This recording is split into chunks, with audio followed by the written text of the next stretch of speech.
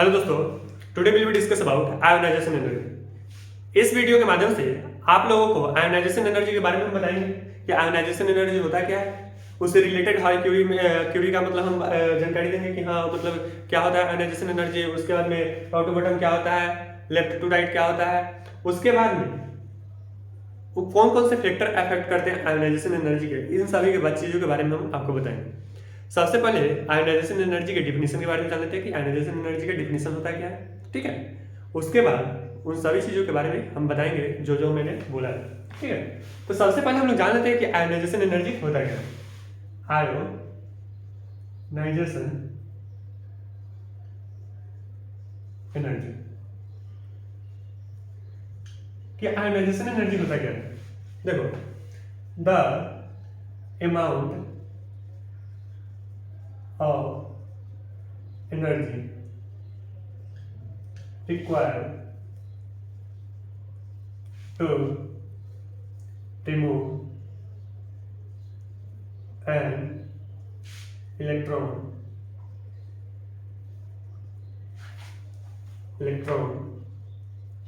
from valence shell of isolated gaseous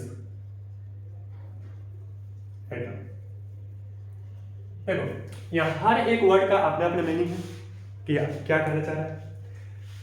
देखो, सबसे पहले हम बता देते हैं कि वैलेंस सेल होता क्या है। वैलेंस सेल होता है वो होता है जो किसी भी एटम के आउटर मोस्ट जो ऑर्बिट होता है उसमें प्रेजेंट इलेक्ट्रॉन जो होता है उसे ही वैलेंस सेल इलेक्ट्रॉन कहा जाता है, ठीक है। उसके बाद आइसोलेटेड यानी सिंगल एटम का बात करेंगे, ना कि मॉलिक्यूल का बात करेंगे हम, ठीक है। आप लोग समझ गए। तो क्या कर रहा है ionization, the amount of energy required to remove an electron from isolated gaseous atom, यानी किसी भी एटम के आउटर मोस्ट ऑर्बिट में प्रेजेंट इलेक्ट्रॉन को निकालने में जो हमको एनर्जी लगेगा उसे ही हम लोग आयोनाइजेशन एनर्जी कहेंगे, ठीक है। तो आयोनाइजेशन एनर्जी सबसे पहले हम जान लेते हैं कि आयोनाइजेशन एनर्जी का यूनिट क्या होता है। यूनिट ऑफ आयोनाइजेशन एनर्जी, ठीक है। यूनिट ऑफ आयोनाइजेशन एनर्जी, इसका यूनिट क्या होता है। देखो, इसका यूनिट होता है इलेक्ट्रॉन वोल्ट पर एटम, ठीक है, या फिर किलो जूल पर मोल। इसका दो यूनिट होता है, एक होता है इलेक्ट्रॉन वोल्ट पर एटम, एक होता है किलो जूल पर मोल। अगर किलो जूल में लेना है तो मतलब क्या होगा, और इलेक्ट्रॉन वोल्ट। देखो, सबसे पहले बता देते हैं कि एक electron volt is equal to 1.6 into 10⁻⁻90 joule के बराबर होता है, ठीक है। ये समझ गए कि एक इलेक्ट्रॉन वोल्ट बराबर कितना होता है 1.6 इंटू 10⁻⁻19 जूल। उसके बाद हम लोग इलेक्ट्रॉन वोल्ट और किलो जूल में दोनों में हम रिलेशन समझ लेते हैं। देखो, 1 इलेक्ट्रॉन वोल्ट पर एटम इज इक्वल टू होता है 96 किलो जूल पर मोल, ठीक है। इन दोनों के बीच यही रिलेशन होता है, समझिए। अगर इलेक्ट्रॉन वोल्ट में बदलना हो तो इसमें मतलब क्या होगा कि 96 से हम गुना कर देंगे, अगर इससे इसमें बदलना होगा तो इसमें 1/96 से डिवाइड कर देंगे, हो जाएगा, आ जाएगा मेरा, ठीक है। तो सबसे पहले हम जानते हैं कि आयोनाइजेशन एनर्जी कैसे कैलकुलेट किया। देखो, जैसे यह मेटल एटम है, कोई मेटल एटम है, अगर इसमें हम कुछ एनर्जी देकर, ठीक है, हम एक इलेक्ट्रॉन को निकाल लेते हैं, ठीक है। जब इसमें से हम एक इलेक्ट्रॉन को निकाल देंगे कुछ एनर्जी देकर तो क्या आ जाएगा, एम पर प्लस चार्ज आ जाएगा। और यहाँ पे प्लस चार्ज कैसे है, देखो, कोई भी एटम होता है जो इलेक्ट्रॉन को डोनेट करता है तो उस पर पॉजिटिव चार्ज आ जाता है, अगर इलेक्ट्रॉन को मतलब गेन करता है यानी प्रदान करता है तो क्या होता है, उस पर माइनस चार्ज आ जाता है। तो यहाँ एक इलेक्ट्रॉन को लूज किया है तो लूज किया है तो क्या आ जाएगा, यहाँ पे प्लस चार्ज आ जाएगा, ठीक है। समझ गए यार कि यहाँ पे प्लस चार्ज कैसे है।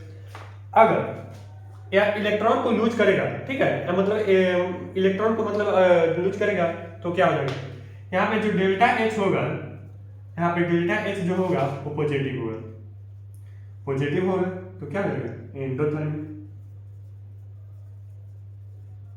ठीक है, एंडोथर्मिक होगा, ठीक है। तो यहाँ पे एनर्जी क्या हो रहा है, ऑब्जर्व हो रहा है, यानी एनर्जी ले रहा है तब क्या हो रहा है, इलेक्ट्रॉन को मतलब लूज कर रहा है, तो क्या हो जाएगा, एनर्जी ऑब्जर्व। एनर्जी का या फिर मतलब क्या हो, मतलब एनर्जी या फिर हीट, ठीक है। यहाँ पे एनर्जी ऑब्जर्व, ठीक है। हीट का मतलब ऑब्जर्व कर रहा है तो जाके इलेक्ट्रॉन को मतलब निकल रहा है, ठीक है। देखो डेल्टा एच जो होता है, डेल्टा एच वो दो टाइप का होता है, एक होता है निगेटिव, एक होता है पॉजिटिव। अगर निगेटिव होगा तो एक्सोथर्मिक होगा, ठीक है। अगर पॉजिटिव होगा तो क्या होगा, एंडोथर्मिक होगा और एनर्जी का ऑब्जर्व होगा। अगर एक्सोथर्मिक होगा तो एनर्जी क्या होगा, रिलीज होगा, ठीक है। एक्सोथर्मिक रिएक्शन और एंडोथर्मिक रिएक्शन, ये आप लोग जान गए क्या होता है। Ionization energy, the amount of energy required to remove an electron from isolated gases atom, यानी कि किसी भी इलेक्ट्रॉन जो एटम है उसके आउटर मोस्ट शेल में प्रेजेंट इलेक्ट्रॉन को निकालने में जो हमको एनर्जी लगेगा इलेक्ट्रॉन को निकालने में, उसी को हम लोग आयोनाइजेशन एनर्जी कहेंगे, ठीक है।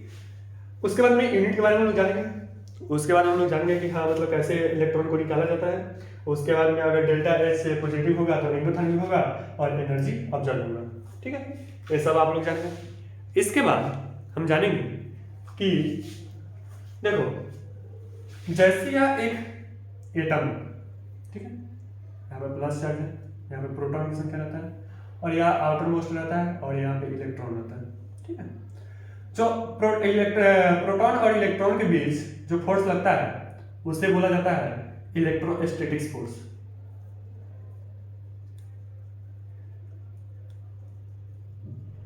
इलेक्ट्रोस्टैटिक्स फोर्स ऑफ अट्रैक्शन, और इसका फॉर्मूला आपको बता देते हैं कि क्या होता है। इसका फॉर्मूला होता है K Q1 Q2 upon R square. यहाँ पे जो फोर्स लगता है क्या होता है, K Q1 Q2 upon R square. क्या इलेक्ट्रोस्टैटिक्स फोर्स होता है, ये यहाँ पे नहीं पढ़ना है, या फिजिक्स में पढ़ना है डिटेल में।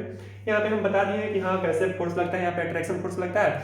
अट्रैक्शन फोर्स लगता है तो कौन सा इसका फॉर्मूला क्या होता है, K Q1 Q2 upon R square. यहाँ पे जो Q होगा वो चार्ज हो जाएगा और K हो जाएगा कांस्टेंट है, और यहाँ पे R जो है इलेक्ट्रॉन और प्रोटॉन के बीच का डिस्टेंस है, ये आपको बता दिए। इसके बाद हम जानेंगे कि factor affecting of ionisation energy, कौन कौन से फैक्टर हैं जो आयोनाइजेशन एनर्जी को अफेक्ट कर सकता है, ठीक है।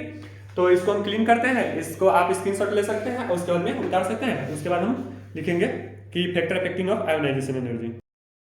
देखो factor affecting of ionisation energy को जानने से पहले हम लोग जान लेते हैं कि सक्सेसिव आयोनाइजेशन एनर्जी क्या होता है। सक्सेसिव आयोनाइजेशन एनर्जी,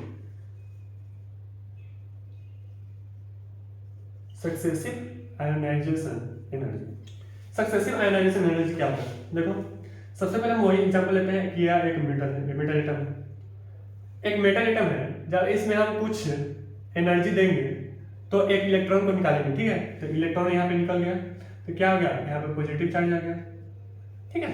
जब यहाँ पे एक पॉजिटिव चार्ज आ गया, अब फिर इस पॉजिटिव चार्ज को, ठीक है, यहाँ पे एक पॉजिटिव चार्ज आ गया तो फिर यहाँ पे फिर हीट देंगे, फिर मतलब एनर्जी देंगे और इसके बाद में इलेक्ट्रॉन को निकालेंगे। फिर एक यहाँ पे एक और इलेक्ट्रॉन को निकाल लिए तो यहाँ पे क्या देगा, m पर 2 प्लस चार्ज है, यहाँ 1 और 2, यहाँ पे 2 निकालिए, 2 निकालिए तो क्या हो जाएगा m पर 2 प्लस।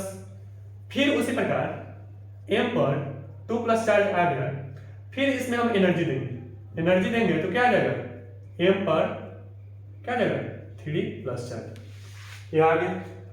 अब यहाँ पे होगा ionization energy first, ionization energy second, ionization energy third, ठीक है।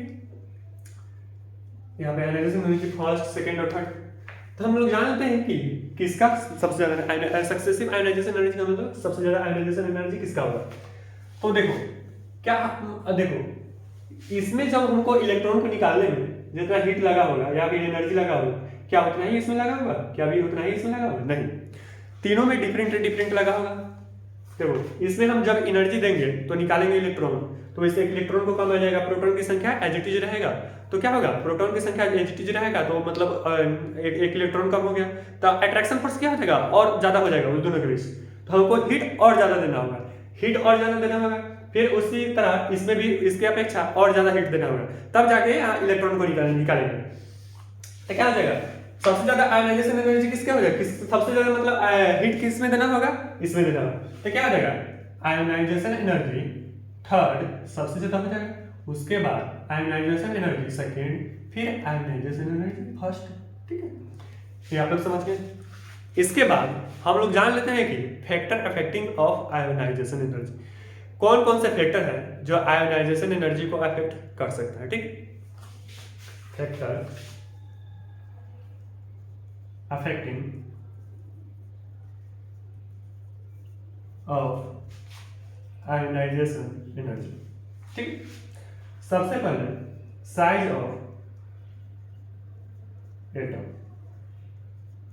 यानी किसी एटम का साइज बढ़ेगा तो क्या हो जाएगा, किसी एटम का साइज घटेगा तो क्या हो जाएगा, इसके बारे में हम लोग जान लेते हैं। देखो साइज ऑफ एटम, सबसे पहले देखो यह एक सेंट्रल मेटल एटम है, मतलब मेटल एटम है, यहाँ पे प्रोटॉन है, ठीक है, और यहाँ आउटर मोस्ट सेल में क्या रहता है, इलेक्ट्रॉन रहता है। ठीक है, जब एक इलेक्ट्रॉन को हम निकालेंगे तो क्या हो जाएगा, यहाँ पर प्रोटॉन की संख्या एज इट इज रहेगा और इलेक्ट्रॉन की संख्या एक कम हो गया। जब एक कम हो गया तो इसका साइज क्या हो गया, डिक्रीज हो गया, यानी साइज छोटा हो गया। तो साइज छोटा हो गया तो इसके अपेक्षा इससे ज्यादा हमको एनर्जी देना होगा, तब जाके इसमें से इलेक्ट्रॉन को हम निकाल सकते हैं।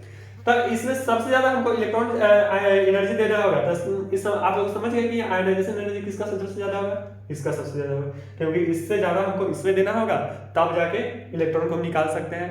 ठीक है, तो किसका हो जाएगा आयोनाइजेशन एनर्जी ज्यादा, इसका हो जाएगा। तो यानी साइज जब घटेगा तो आयोनाइजेशन एनर्जी बढ़ेगा। ठीक है, क्या हो जाएगा, size is inversely proportional to ionization energy, यानी size of atom increase then ionization energy decrease, या फिर size decrease ionization energy increase। ठीक है, ये आप लोग समझ गए कि साइज बढ़ेगा तो क्या हो जाएगा और साइज घटेगा तो क्या हो जाएगा, ये आप लोग समझ गए।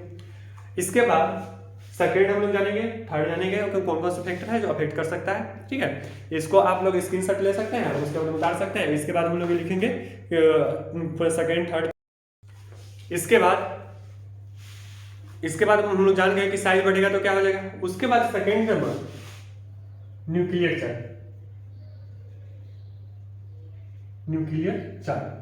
ठीक है, जब न्यूक्लियर चार्ज बढ़ेगा तो क्या हो जाएगा, न्यूक्लियर चार्ज घटेगा तो क्या हो जाएगा। न्यूक्लियर चार्ज घटने का मतलब है कि पॉजिटिव चार्ज, यानी न्यूक्लियर के अंदर जो चार्ज प्रेजेंट है वो, यानी न्यूक्लियर के अंदर कौन सा चार्ज रहता है, पॉजिटिव चार्ज रहता है। न्यूक्लियर के अंदर क्या रहता है, इलेक्ट्रॉन न्यूट्रॉन रहता है और प्रोटॉन रहता है। जो न्यूट्रॉन रहता है उस क्या होता है, उस पर चार्ज नहीं रहता है, यानी जीरो चार्ज रहता है, और प्रोटॉन पे क्या रहता है, पॉजिटिव चार्ज रहता है। ठीक है, तो यहाँ पे कहने का मतलब क्या है, न्यूक्लियर चार्ज कहने का पॉजिटिव चार्ज। ठीक है, यानी न्यूक्लियर चार्ज, तो न्यूक्लियर का चार्ज बढ़ेगा तो क्या हो जाएगा, न्यूक्लियर का चार्ज घटेगा तो क्या हो जाएगा। देखो यह एक एटम है, ठीक है, यहाँ पे मान लो 2 प्रोटॉन है, यहाँ पे 3 प्रोटॉन है। तो 3 प्रोटॉन है, यहाँ पे 2 प्रोटॉन है, तो सबसे ज्यादा मतलब अट्रैक्ट कौन करेगा, ये करेगा, उसके अपेक्षा ये कम करेगा। ठीक है, तो एक मतलब अट्रैक्ट कम ज्यादा करेगा तो क्या हो जाएगा, इस मतलब साइज ही अपने क्या करेगा, डिक्रीज करेगा। क्यों, क्योंकि इलेक्ट्रॉन को अपने तरह खींचेगा। तो इलेक्ट्रॉन को अपने तरह खींचेगा तो क्या हो जाएगा, इलेक्ट्रॉन को अपने तरह खींचेगा तो उसका साइज डिक्रीज हो जाएगा। आप लोगों को बताया कि साइज डिक्रीज होता है तो क्या होता है, आयोनाइजेशन एनर्जी बढ़ता है। अगर साइज इंक्रीज होता है तो आयोनाइजेशन एनर्जी क्या होता है, डिक्रीज होता है। सॉरी, तो यहाँ पे साइज जब डिक्रीज होगा तो आयोनाइजेशन एनर्जी क्या हो जाएगा, बढ़ेगा। यानी कहने का मतलब है कि न्यूक्लियर चार्ज बढ़ेगा तो आयोनाइजेशन एनर्जी भी बढ़ेगा। ठीक है, तो क्या हो जाएगा, nuclear charge is directly proportional to क्या, आयोनाइजेशन एनर्जी। ठीक है, यानी न्यूक्लियर चार्ज जब बढ़ेगा तो आयोनाइजेशन एनर्जी बढ़ेगा, आयोनाइजेशन एनर्जी बढ़ेगा यानी न्यूक्लियर चार्ज, आयोनाइजेशन एनर्जी बढ़ेगा तो न्यूक्लियर चार्ज भी बढ़ेगा। ये आप लोग समझ गए। उसके बाद third number electronic configuration,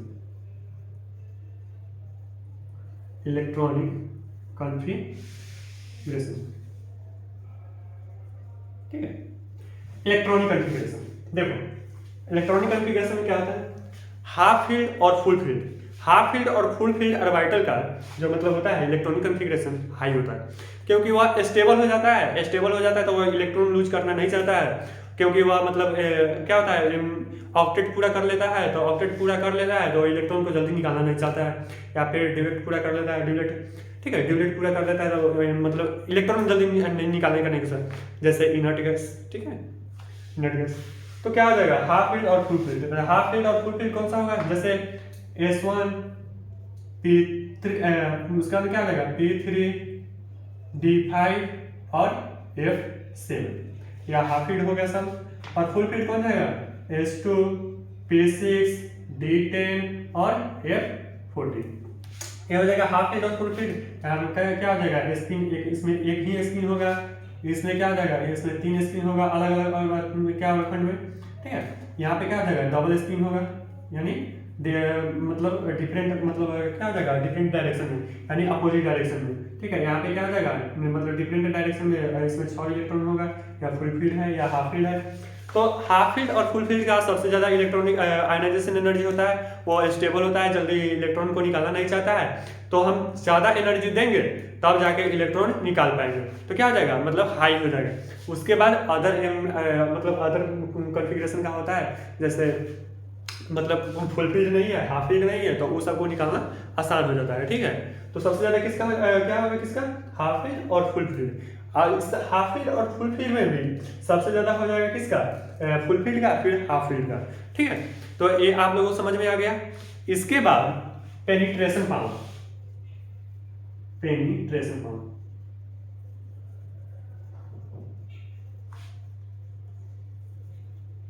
penetration power कहने का मतलब है यह है कि न्यूक्लियस से कितना नजदीक है कोई भी ऑर्बिटल, जैसे S, P, D और F। तो आप लोग पता होगा S, P, D और F, इसका शेप कैसा होता है, गोलाकार होता है, यानी गोल होता है। इसका कैसा होता है, डम्बल होता है। इसका कैसा होता है, डबल डम्बल होता है, ठीक है, डबल डम्बल होता है। इसका क्या होता है, मतलब एक मतलब इसका डिफरेंट साइज में होता है, या बनाना इसमें मतलब पॉसिबल नहीं है, 3D स्पेस में होता है, ठीक है। तो सबसे क्लोज देखो, ये जो है गोल है, इलेक्ट्रॉन के सबसे, ये जो है मतलब थोड़ा इधर निकला हुआ है, थोड़ा इधर निकला हुआ है, ये भी मतलब इसी के जैसा है, थोड़ा इधर इधर चार तरफ से निकला हुआ है। तो इलेक्ट्रॉन सबसे नजदीक किसके हो जाएगा, मतलब इलेक्ट्रॉन सबसे नजदीक किसके हो जाएगा, इसके, ठीक है। मतलब न्यूक्लियस में जो प्रोटॉन प्रेजेंट है, तो इलेक्ट्रॉन जो रहेगा तो सबसे नजदीक किसके कौन होगा, ए होगा, फिर देन ए होगा, फिर देन ए होगा, फिर देन होगा। तो सबसे ज्यादा जो होगा एस का होगा, फिर पी का होगा, फिर डी का होगा, फिर एफ का होगा। और डी और एफ दोनों का लगभग सेम होता है, लेकिन ज्यादा डी का होता है, फिर एफ का होता है, ठीक है। तो आप लोग समझ गए कि सबसे ज्यादा एस का होगा, फिर पी का होगा, फिर डी का होगा, फिर एफ का होगा। सबसे ज्यादा आयनाइजेशन एनर्जी एस, फिर पी, फिर डी, फिर एफ, ठीक है। ये ऐसे इंक्रीज करेगा, मतलब ऐसे ही इंक्रीज करेगा, ठीक है। आप लोग समझ गए कि आयनाइजेशन एनर्जी किसका सबसे ज्यादा होगा, एस का होगा, फिर पी का होगा, फिर डी का होगा, फिर एफ का होगा। ये आप लोगों को समझ में आ गया होगा, ठीक है। इसके बाद हम लोग चलते हैं पीरियोडिक टेबल में, कि पीरियोडिक टेबल में कैसे मतलब लेफ्ट टू राइट और डाउन द ग्रुप कैसे डिक्रीज और इंक्रीज होता है, ठीक है। ये आप लोग मतलब लिख सकते हैं, इसका नोट्स बना सकते हैं आप लोग, या फिर स्क्रीनशॉट ले सकते हैं, बाद में आप लोग जैसा मर्जी जैसे आप लोग लिखिए। इसके बाद हम लोग चलते हैं पीरियोडिक टेबल में, कि पीरियोडिक टेबल में लेफ्ट टू राइट और डाउन द ग्रुप कैसे मतलब आयनाइजेशन एनर्जी इंक्रीज करेगा या फिर डिक्रीज करता है, उसके बारे में हम लोग जान लेते हैं in periodic table, in periodic table, ठीक है। पीरियोडिक टेबल में आयनाइजेशन एनर्जी कैसे इंक्रीज करता है या डिक्रीज करता है, इस सब के बारे में हम लोग जानते हैं। देखो सबसे पहले हम जानते हैं पीरियड, इन पीरियड, कि पीरियड में कैसे होगा, लेफ्ट टू राइट होता है पीरियड, यानी इस तरह से बाएं से दाएं होता है, यानी राइट टू लेफ्ट होता है, यानी लेफ्ट टू राइट होता है, ठीक है। तो सबसे पहले हम जानते हैं, देखो ऐसे जाने पर क्या होता है, पॉजिटिव चार्ज बढ़ता है, ठीक है। ऐसे जाने पर पॉजिटिव चार्ज बढ़ता है, ठीक है। पॉजिटिव चार्ज कैसे बढ़ता है, जैसे फर्स्ट में क्या हो जाएगा, जैसे हाइड्रोजन हीलियम, हाइड्रोजन में कितना होता है प्रोटॉन, एक होता है, हीलियम कितना होता है, 2 प्रोटॉन होता है, ऐसे, ठीक है। तो जब यहाँ पे जब क्या हो जाएगा, प्रोटॉन की संख्या बढ़ेगा तो क्या हो जाएगा, उसका साइज डिक्रीज होगा, साइज डिक्रीज होगा, यानी कहने का मतलब कैसा है कि साइज, आप लोग बताएं कि साइज जब डिक्रीज होता है तो क्या होता है, आयनाइजेशन एनर्जी बढ़ता है। तो ऐसे साइज जब डिक्रीज होगा तो आयनाइजेशन एनर्जी क्या हो जाएगा, बढ़ेगा, यानी left to right ionization energy increase करता है यानी पीरियोडिक टेबल।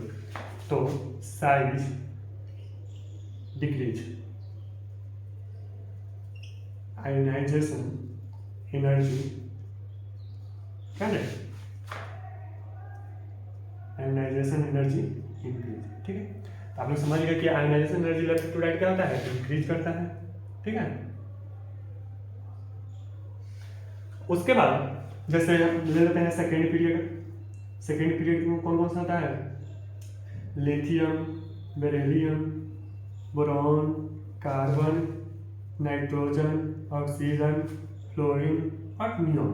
ठीक है, ये होता है सेकेंड पीरियड में। सेकेंड पीरियड में तो ऐसे क्या होता है, सबसे ऐसे जाएंगे तो क्या हो जाएगा, मतलब साइज क्या हो जाएगा, डिक्रीज होते जाएगा। आप लोग पता होगा कि नियॉन क्या है, मतलब क्या होता है, नियॉन क्या होता है, वो इनर्ट गैस होता है। इनर्ट गैस मतलब क्या होता है, स्टेबल होता है, ऑक्टेट पूरा रहता है उस सबका।